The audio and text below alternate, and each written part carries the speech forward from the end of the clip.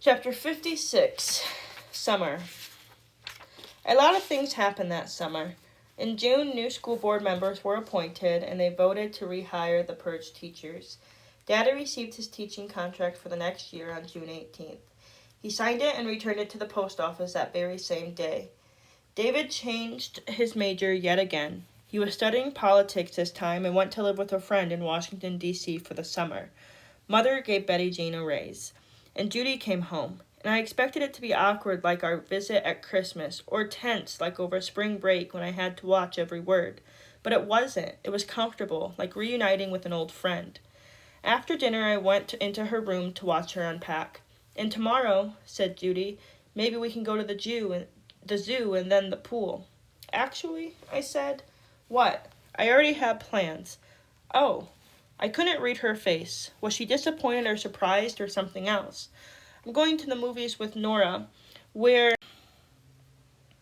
going to see South Pacific downtown and out for ice cream afterwards." "Oh, Nora, huh? You can come too if you want." "Nah, I really wanted to catch up with Margaret." To my surprise, Judy was smiling. "I was just trying to be nice to you, but it sounds like you don't need me to arrange your social life anymore." "No," I said. "I guess I don't." "You don't sound too happy about that," said Judy. "It's a good thing, Marley." "I know, it's just—" And then I told her about Liz and our final phone call. "Oh," Judy said, when I was done. "Well, last time she disappeared, you sent her a note, didn't you?" "Yes," I said. "Well," said Judy, "maybe you should try it again." So I wrote Liz a note. It was more of a letter this time. I told her about how little Jimmy and I had had our Coke by the pool, and how we'd eaten a burger at Crystal and gone skating at Troy's on a rainy afternoon. I told her that Nora, it turned out, liked cards, and she was almost as good at hearts as I was. I told her how JT and Sally were going steady and how it seemed to make them nicer to everyone, at least most of the time. Most of all, though, I told Liz how I went to the zoo every Tuesday afternoon, by myself, and thought about her in the past year. I told her how Red was gone and I still had the book of magic squares. Every time I added up a row, a column, or diagonal, I thought of her. I promised to be at the zoo every Tuesday afternoon that summer, just in case she ever wanted to join me by the lions. I was just getting ready to seal the letter and run it over to Pastor George to give to Liz at youth group, just like I'd done before, but I thought of something else. I looked through my purse and found the tattered black feather. I tucked it inside and licked the envelope shut. I waited week after week by the lions, but she never showed up. The high schools were scheduled to open early that year, on August 12, 1959, before the pools even closed.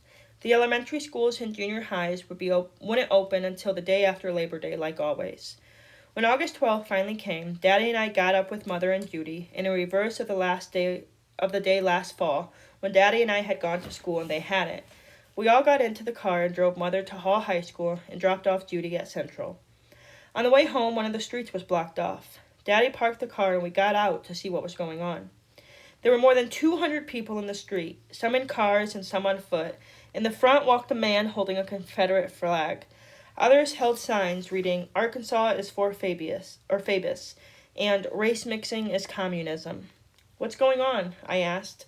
"They're protesting," said Daddy in monotone. "We're marching to Central," a man called out. "Stopped them last year, we will again." "No," Daddy muttered, "not again." A car was playing Dixie way too loud. "This is how it started in 1957, whispered Daddy. "Protesters that turned into mobs, and the police did nothing." Daddy and I turned and saw the police and firemen up ahead. They set up a small barrier. Daddy shook his head. "They're going to let the protesters pass, just like they did 2 years ago." But I thought I saw something different in their faces, a determination to make Little Rock a different place than it was before. One of the officers held up a megaphone. "Stop! You are not allowed to get any closer to the high school." The protesters kept marching on. I'm not sure who was more surprised, Daddy or the protesters, when the firemen turned the hoses on.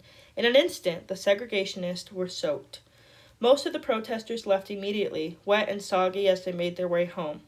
But a few became enraged and started throwing rocks, bottles, and the very signs in their hands. But before we could run back to the safety of our car, the police moved in and began arresting people. Daddy and I stood and watched, frozen. It's not going to happen again. And when he grabbed my hand, I thought he was going to cry. In a few minutes, over 20 people were arrested, and the street was empty again.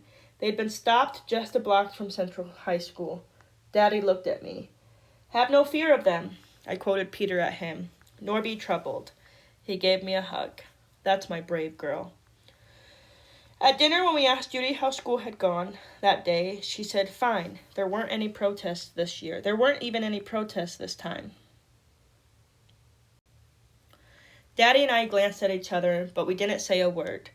In the end, there were only 3 colored students at Hall: Effie Jones, Elsie Robinson, and Estella Thompson, and only 2 at Central, Charlotta Walls and Jefferson Thomas.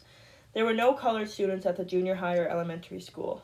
"Only 5 students," said Mother, shaking her head. We still had a long, long way to go.